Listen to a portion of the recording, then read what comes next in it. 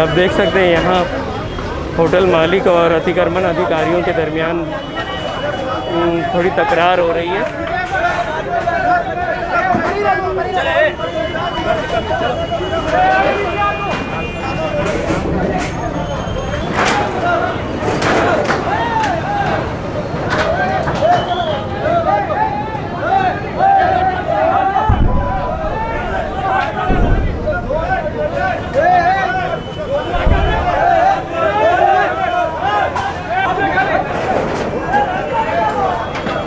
کرمن نکالا جا رہا ہے.